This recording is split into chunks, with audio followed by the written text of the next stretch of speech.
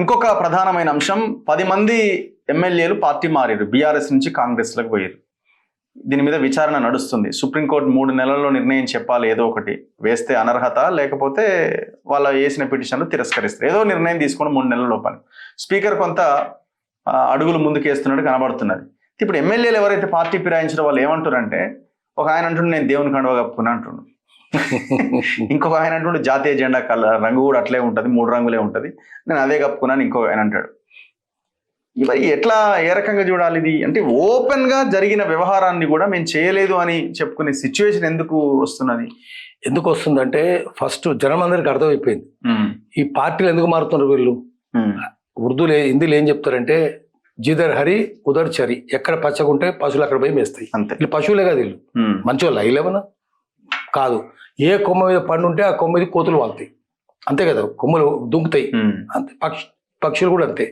వీళ్ళు అట్లాంటి వాళ్ళే, వీళ్ళు కోతులు లాంటి వాళ్ళే కదా. ఆయారాం గయారాం, ఇటు నుంచి అటు అటు నుంచి ఇటు, దేశమంతా నడుస్తుంది ఆయారాం గయారాం. కానీ ఏం జరుగుతున్నది?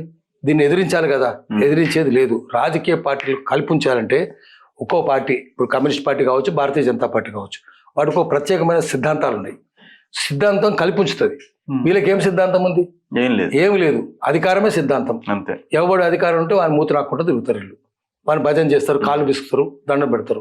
అందుకని అధికారంలోనే పోతారు. అందుకని కాంగ్రెస్ పార్టీ కూడా ఎందుకు భ్రష్టపడుతుందంటే, ఈ 10 మందిని చేర్చుకున్నారు, అది దొంగలే వాళ్ళందరూ, మనకు తెలిసిందే. వేరే ఇంకా కనిపించిన వాళ్ళు కొంతమంది ఉన్నారు. ఉదాహరణకు చెప్తాను. తెలంగాణ సామెత ఏంటంటే, మా అమ్మ అనేది, ఎక్కడ పోతారా ముసళ్ళు, మీ చెరువు ఎండిపోతే కింద చెరువులకు పోతాయి. ఎక్కడ పోతారు వీళ్ళంతా? కాంగ్రెస్, ఇప్పుడు బీఆర్ఎస్ చెరువు ఎండిపోయింది, కాంగ్రెస్ చెరువులకు వచ్చారు అంతే. అందరూ వాళ్ళే, వీళ్ళు కనిపించిన వాళ్ళు, ముందే చేరిన వాళ్ళు కూడా ఉన్నారు. ఇప్పుడు మీరు మహబూబ్నగర్ జిల్లా పోండి, జూపల్లి కృష్ణారావు బీఆర్ఎస్ లో ఉండే కదా, అంతకంటే ముందే చేరిండు ఆయన కాంగ్రెస్ లా వస్తుందని. మళ్ళీ మీరు మహబూబ్నగర్ పోతే అదే బీఆర్ఎస్ నాయకులు కనిపిస్తారు అంత వాళ్ళు.